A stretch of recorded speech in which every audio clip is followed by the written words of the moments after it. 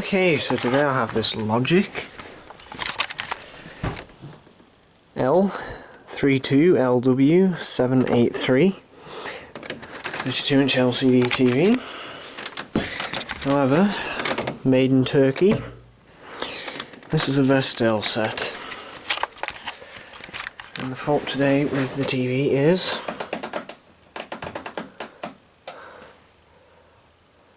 there's no backlight. However, there is sound.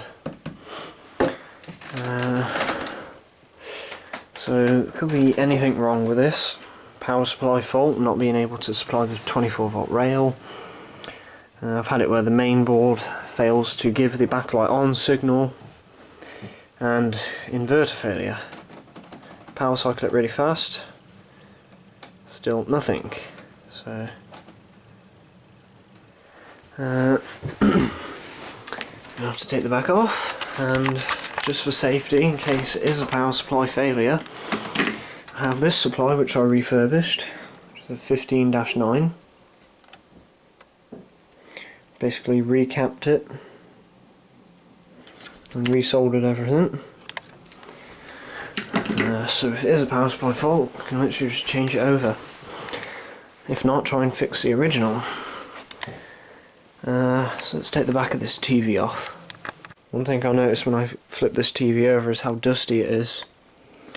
These vents are completely clogged up with dust, and that does not help the TV at all, because the TV relies on the passive movement of air to help cool it. So the heat from the boards flows upwards and out these vents at the top, and that movement sucks in cool air through the bottom, and it cools basically that way. When these vents get clogged, cool air cannot pass through the vents and cool the boards and whatever, and it basically leads to premature failure. I mean, this TV is quite old, so it's done fairly well, especially for cheap Vestel crap. It was manufactured on, I think, the 5th month of 2008, so it's not that bad. Now it's time to take the back off, and before I do anything I'm going to hoover it out, because it is disgusting. Okay, so I've taken the back of the TV off. The power supply is going to need some work though. Bulging caps, Samsung GF. Luckily I have one that's been recapped, so probably just a simple swap. Yes, this is a 17PW20-1, but a 17PW15 will work fine. So I'm going to look in the TV. There's blown caps on that, but it's just a huge mess of tobacco and smoke. So it could be the power supply that's at fault, but it's probably this board under here, which is the inverter. Seeing as the TV still plays sound. Fortunately I haven't got my digital multimeter to be able to test things, but I'm going to try swapping the power supply first, and I'm also going to vacuum this out. Completely clogged.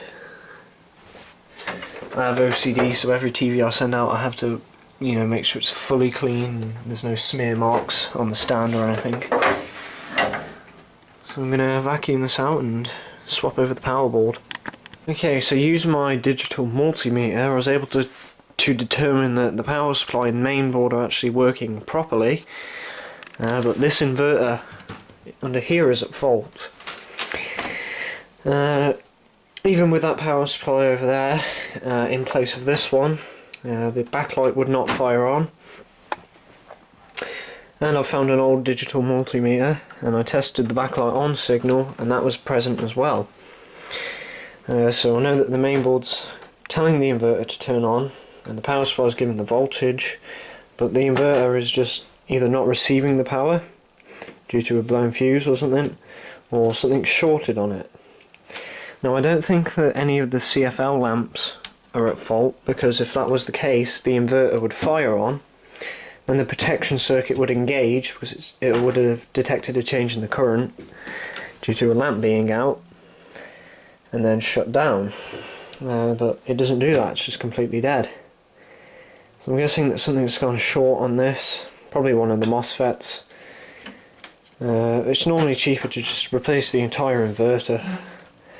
I might even have one in stock. On the power supply, you see every cap that has an orange marker on the top. I'm replacing those.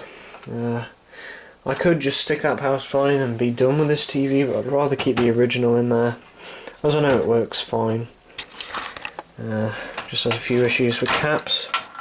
Notice this connector was a bit burnt, so I'm going to have to take care of that as well. Just in the process of stripping this down to the inverter, you have to take this metal back plane off. There's a stupid amount of tape, and there's 4 screws in the following corners, and this should just lift up. You have to unplug these wires, of course, as well. Then we can get access to the inverter. Notice that these caps on the inverter are bulging at the tops. They're actually leaking out the bottom as well. They're TK brand, and the fuse is blown, and all these MOSFETs show up as shorted on my meter. So I've ordered a new inverter. I found one for £8.50, I think, with about £4 postage, so isn't that bad. By the way, this is a Logik VIT 71020.66. So I've got that on order, and I'm going to recap the power supply tomorrow. Hopefully fix this TV, so I'll get back to you. Thought whilst I had this took apart, I'd clean it. That's from one, quick go over on the screen. That is so nasty. I wouldn't be surprised if this thing had like a yellow hint to it when it worked. And people actually breathe that into their lungs as well. It's horrid. Getting ready to recap this power supply. Got all the caps here, all Japanese brands. So I'm going to get recapping. The caps that I'm going to use for the standby, which are those two, are a lot bigger, but they're high quality, so can't complain there. Might also replace the primary unit as well. So I'll get back to you in a second and you'll see how it goes. So I've recapped this power supply. Rubicon, Nichicon, Panasonic, Nichicon, Panasonic, and Nichicon up there. I didn't replace the primary because it tests fine. Got my initial on. Soldering is pretty decent as well, seeing as I only had solder wick. And so I'm going to wait for the inverter to arrive and then we'll test everything out. Got the new backlight inverter. Well, the replacement, it's not new. There's the old one up there. Just got to take the cover. And I'm going to put it in the TV and see if it works. Okay, so the TV is repaired. Been running it for a while now. Ta-da! I factory reset it and everything's all fresh. Also cleaned up the chassis. Looks amazing now. It looks pretty much like a new TV. There's a couple scuffs on the stand, but it looks pretty good. However, the picture quality is not too good because this is just a TN panel and it's a Vestel set, so what do you expect? But it's got some good capacitors on there.